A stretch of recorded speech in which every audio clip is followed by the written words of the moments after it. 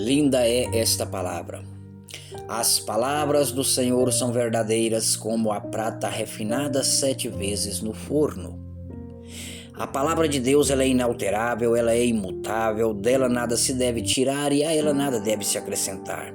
Portanto, eu quero pedir para você, seja um pouco insistente, paciente, vá até o final, ouça tudo, porque Deus quer falar contigo ainda neste restinho de ano de 2022, para que no ano de 2023 você não venha ser mais enganado. Hoje, muitos estão mudando a palavra de Deus. Mas o Senhor diz na tua palavra, Mateus 24:35, que os céus e a terra vão passar, mas as palavras de Deus nunca passarão.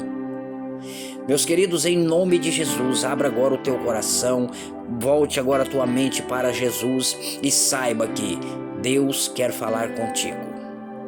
Eis o que diz a palavra do Senhor.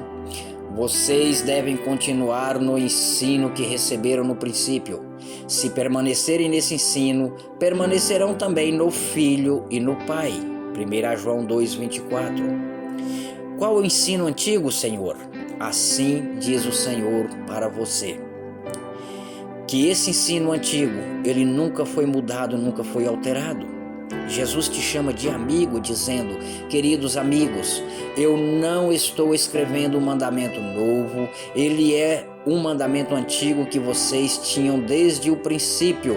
Este mandamento antigo é a palavra que vocês ouviram. 1 João capítulo 2, versículo 7. Assim diz o grande salmista Davi: mas o Senhor está perto de mim e eu confio em todos os teus mandamentos. E vocês sabem, são 10 escritos pela ponta do dedo do Deus Todo-Poderoso, conforme Êxodo 31, verso 18. O mesmo salmista diz: a tua justiça é para sempre, e a sua lei é a verdade. Que lei? Tanto a dos 10 mandamentos, como leis civis, leis de cerimônia de casamentos, leis de alimentação, de uniões conjugais. A palavra de Deus não muda, a palavra de Deus não pode ser alterada e nem diminuída. Um certo jovem pediu a Jesus para lhe dar a resposta do que ele deveria fazer de bom para ganhar a vida eterna. Jesus lhe respondeu: por que você me chamas de bom? Não há bom senão um só, que é Deus. Se você quer ter a vida eterna, obedeça aos mandamentos. Todos nós sabemos que antes da lei de Moisés ser dada, já existia o pecado no mundo. Mas como não havia uma lei, o pecado ele não era levado em conta. O pecado ele não era declarado, não havia nada que declarava o meu, o teu, o nosso pecado. A palavra de Deus diz pelo apóstolo Paulo: não é importante que um homem seja ou não circuncidado, o que importa é que ele obedeça aos mandamentos de Deus. O grande apóstolo Paulo, homem cheio do Espírito Santo, fala para mim e para você assim, da parte do Senhor, do Deus vivo, do Deus eterno, que, porque a lei ela provoca a ira de Deus quando as pessoas a ela não obedecem, pois aonde não há lei, não há nada para se desobedecer.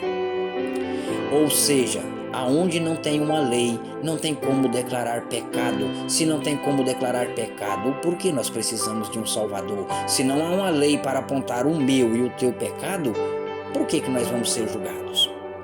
O grande apóstolo Paulo diz assim: anulamos, pois, a lei pela fé? De maneira nenhuma, antes nós devemos estabelecer a lei. Por que nós devemos estabelecer a lei? Por que a lei não pode ser anulada nem mesmo pela fé, conforme diz Romanos 3:31? Eis o que a palavra do Senhor diz. Assim, a pessoa cujo pensamento é controlado por aquela nossa parte humana e pecadora está contra Deus. A pessoa que tem esse tipo de pensamento se recusa a obedecer à lei de Deus e, de fato, não é capaz de obedecer a ela.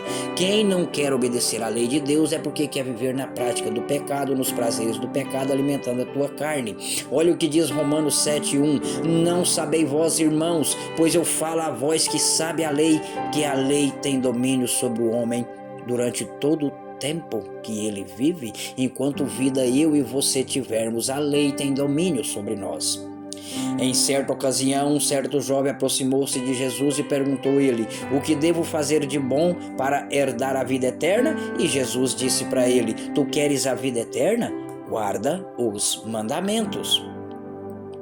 Eis o que diz a palavra de Deus para mim e para você: todo aquele que comete pecado também desobedece à lei de Deus, pois pecar é desobedecer. Se você for para João Ferreira de Almeida, está escrito: todo aquele que comete pecado transgride a lei, porque pecado é a transgressão da lei. E Jesus fala para mim e para você: não penseis que eu vim abrogar ou abolir a lei ou os profetas. Eu não vim para abrogar, eu vim para cumprir.